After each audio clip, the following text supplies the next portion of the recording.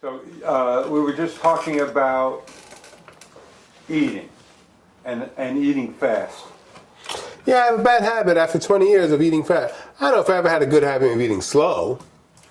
But I go through my food pretty quickly. Born from 20 years of being on the ward, and most of that time, there were a lot of long periods of time when I had my meals brought in for me, which is a whole other story. It's like feast or famine, you know. But when my meals weren't brought in for me by some woman heating it up in the staff microwave, and it's me sitting in her office or in a nursing station eating it slowly while she whispers sweet nothings to me, most of that time was spent 20 years in dining rooms, eating very bad food quickly because it got cold quick. I don't like cold food. And quickly because I didn't want to taste it because it was tasting pretty bad.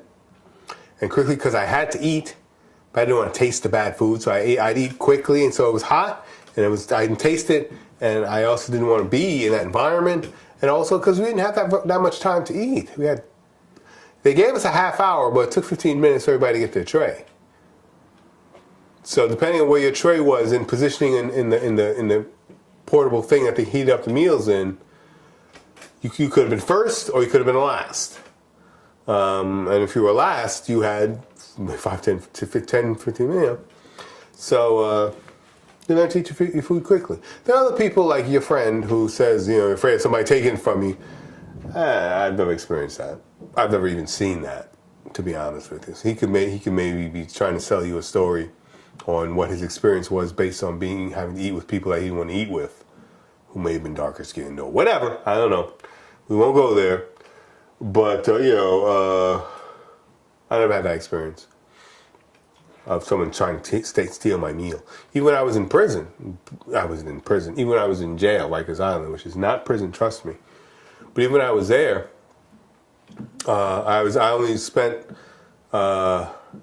maybe 2 days in general population where the hardened criminals hung out. And even then, when I ate with them, I never experienced any, I want your cake, which I hear happens. And the other times I was in jail in Rikers Island, I was in the MO unit, mental observation unit, which was all the wounded, mentally ill people.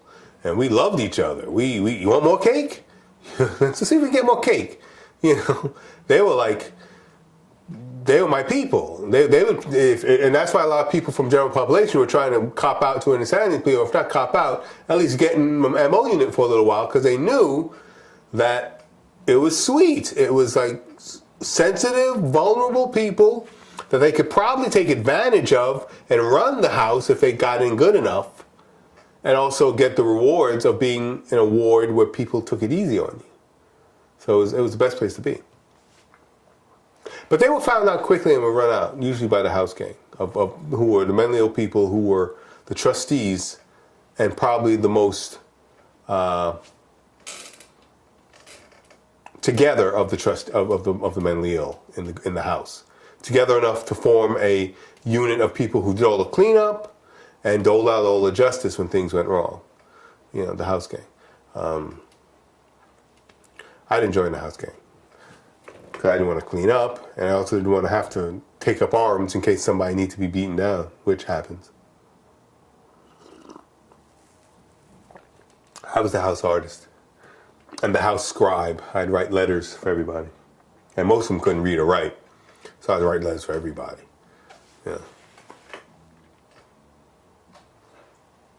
While we're on this talk, give me a sense of the sounds, the smells, the sights, the clatter, just of Rikers Island, or of both. Creedmoor. You always hear keys. You always hear keys jingling, and even though the Mahadas I can't speak for CEOs. Let's just talk about Creedmoor because I was there for 20 years. Even the Mahadas that keep them in their pockets or only use them when they need to use them, you get that asshole who's going to jingle his keys, You get that guy who doesn't have to, but chooses to to amuse himself or just because he's absent-minded and likes to jingle shit. But for everybody else, we're hearing the fucking keys jingling. It's like this fucking guy jingling his keys, man. And there are people who would do that. Most of them kept them in their pockets or kept them on their chain or you only used it whenever they needed to open a door or whatever, which was often, but you know that's the only time you heard it. But there was always that one motherfucker who'd be like playing with it and tossing it and just absent-mindedly. Why are you watching TV or why are you in the day room or why are you doing anything? It's that guy or female who would just jingle their keys. They're old school. And they could be a new guy, but they have that old school mentality of, I got the keys. I got the keys. And they're probably some high school grad who lucked into, they're all generational employees anyway, he probably got ushered in by his aunt or his father or his uncle or whatever. Come to Creedmoor. It's good job, good benefits. I'll get you in. Just take the test and don't fail the test. And so they get in straight out of high school with no education and no anything. And now they're lording over 30 people, you know? So it's an old school mentality.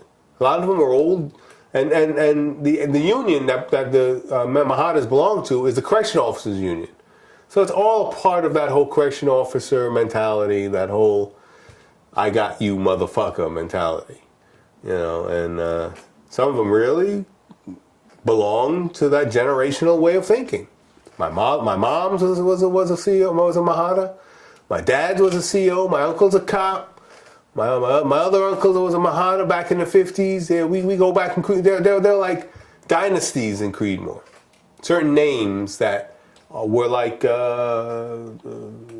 Vanderbilt or Rockefeller, you know, that go back as long as Creedmoor, or as long as Creedmoor started hiring black. Yeah. It's interesting because there's a thing called generational incarceration in prison, you know, generations, but also Andy was telling me, our friend, that there are generational guards. Sure. We go back eight generations. Sure. That's how it is in Creedmoor. Sure. And they're in prison too. Except they can leave. They can leave. Well, yeah, but they know they can leave. Trust me, they know the difference. And they could be, some of them could be the nicest people. I mean, sweethearts. That's what happened when those people escaped from jail, and you had those guards that were bringing in meat, and the woman was smuggling in equipment to get out, but giving it to the guard who was nice enough to them to, you want some meat? Oh, sure, it's a meat. Not knowing that there's a hacksaw in there. Yeah, that's how it was. That's how it was at Creedmoor. There were some guards that would do anything for you because they knew that you were locked up and they had agency. They could help you out, and they were helping you out. And if you cross them or screw them, you're fucked up. But usually you didn't. That didn't happen too often. But yeah, some were real nice and some were assholes. There's one woman who was an older woman who was sweetheart, sweet woman. Sweet woman. Even had the name Celestine. You know? And she gave birth to a guy who was a piece of shit. Who had this cop mentality and then worked his way up to be the ward charge. And then he just went insane with power. And the worst part about it, the interesting thing about it, not so much worse, is that he had a brain. He wasn't stupid, like how most of them are. I hate to say that. Average intelligence. But he had a little bit more than average intelligence. So his comebacks and his remarks, in watching him, and we saw each other. He saw that I was in a dim bulb. He saw that I was bright. And I saw that he was smart too. So we kind of kept it like kind of cool between each other. But I'd hear how he put people down, and they were pretty smart, cutting, really. This guy had a brain, and he was using it for evil. You know, it's sad when someone has a brain, they use it for evil. That's scarier and sadder than someone who's just a dullard who doesn't know any better. You know, it's like Gogols, you know. He was a brilliant guy who's evil. You know? But you were in the wards and in the mental hospital and up in upstate with some people who did some very bizarre. The patients? Yeah. Let's not go there. I mean, No. But I'm just saying. What do you mean? I did some very bizarre. What are you talking about? What are you talking about? We're mentally ill, and we got hospitalized. So obviously you didn't go there for a stub toe. So what are you bringing up? No, I mean, were they? How much awareness do they have? I mean, how much? Some can't help themselves. I couldn't help myself. Some knew what they were doing but didn't care. Some didn't think it was wrong, which is another issue that is a clear indication of mental illness and certainly a legal definition of mental illness, and that fits the criteria of the insanity plea. When you commit a crime while mentally ill and you can't appreciate the nature of the wrongfulness, you know? I don't know where you're going with it. I don't either, but I just thought you were talking about Gogols and evil and well, a lot of those people wind up in mental hospitals. Gogols didn't wind up in a mental hospital. No. But maybe... No, I was talking not so much about the patients, but no, about you were the talking staff. about the staff. And I was just changing that around to say, well, you know, you knew guys who cut people's heads up and cut body parts and, you know, what's that guy who fed the soup to the home, cut the body up and fed it to the home, cut the body up, kill the woman, which is bad. Cut the body up, which is unimaginable. In the bathtub, cutting the body up. I mean, the time that takes. You can't stop for a moment saying, this is crazy. You know, you just keep going. Yeah? And then takes the body parts, boils it in the soup, boils the meat off the bones, takes the bones out of the soup, and then serves the soup to the homeless.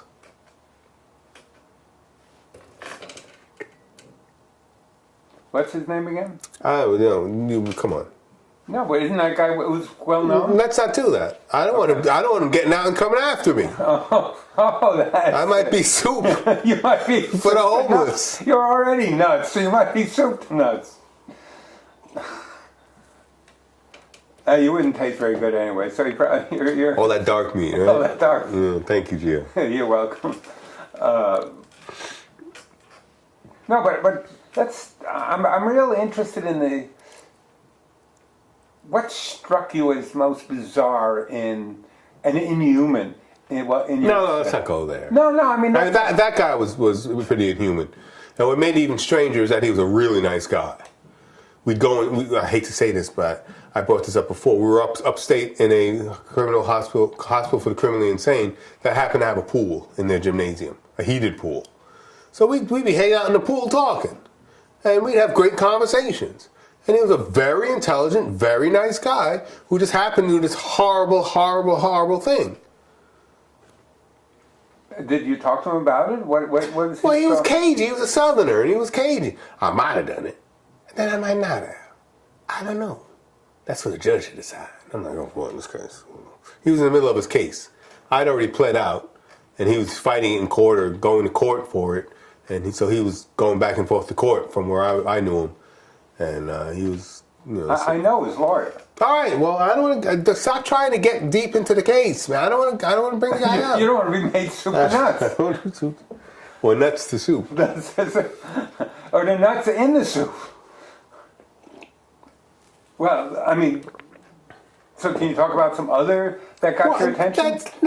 That's so sensationalist. I'm not talking about that. I'm just trying to figure out what's going on in the mind. I'm trying to understand the minds of you and the minds of them, and you being a sensitive guy with these guys who... Some of these guys were sensitive too. Some of these guys just wounded people who were probably beaten. I don't want to make excuses for what they did, the same way that I don't want to make excuses for what I did, even though what I did was accidental in nature, But some of these guys were wounded people who ended up breaking and doing horrible stuff. And some didn't do horrible. Some people broke and jumped the turnstile. And then when they were caught by the cops, started babbling shit. And the cops said, this guy's crazy, let's put him in a hospital. And then they sent him to a hospital, and somehow he ends up in the system for jumping the turnstile. and can't get out because he's crazy and sensitive and so I've seen that people. Well, you know a guy who shit in the mailbox. Yeah, well, that's a federal offense. Oh, sorry, I forgot. That's a federal offense. That's more horrible than that's worse than the soup to nuts guy. I'm just saying, shit in the mailbox. Anything else you can get away with, but you can kill people. You can. But you don't shit in the mailbox. No, I saw him again at my last clinic visit 2 weeks ago. Oh, he's out now. He seems to go on the same days that I go. And so I see him again. He's on medication, and something seems to be working for him. Whatever medication he was on that he wasn't on when I was on the wards with him, and he's doing okay. He's still fuzzy. He's still crazy-ish, but he's not like he was when I knew him on the wards, where he was impenetrable and he was untouchable by medication and therapy. Now he seems to he's probably come around to he was normalized. Because when we got him from the wards, he was straight from the streets after living on the streets for 20 years, thus he shits in mailboxes. But he comes to the ward and he spent like so many years on the wards around people and getting care and treatment, whatever it was, that now whatever medication they have him on is helping more, and he's more normalized and socialized. And when he sees someone that he recognizes who was nice to him and gave him chocolates, I was just giving to him to get him off the phone, he's like, hey brother, how are you? And it's like, hey Pop, how you doing? It's a night, and we hug, and it's nice. He's normalized, and there is a happy ending. There was a rainbow. There was an end to that. There was a rainbow at the end of that story. Even though this guy caused you much. Well, let's not go into that. There was a time when I was on the wards. There was a time when I was sick, and I would hate for people, and it's happened to me. So I don't appreciate when you do that. When I was back on the ward, and it wouldn't happen often because they're trained better than that. But occasionally you get that one asshole aide, Mahata, who'll say, "Yeah, remember when you were smearing shit? Somebody had to clean that shit up. You still doing that? And it's like, oh, come on. This is like, how many years ago now is that? And you're still bringing that up? And so I don't want to bring up how this guy was sick on the ward in a place where he can be sick and say, yeah, remember when he was. He's not that way anymore. He's getting better. He's gotten better, and let's encourage him on his journey. Let's not talk about what he used to do. I used to do a lot of crazy. Let's not talk about what you used to do at 18. Or at 28, or at 38, or at 48. You're now at 68 and beyond, and let's let those past be past. Let's let you grow and move on. We do it to you. You should do it to us.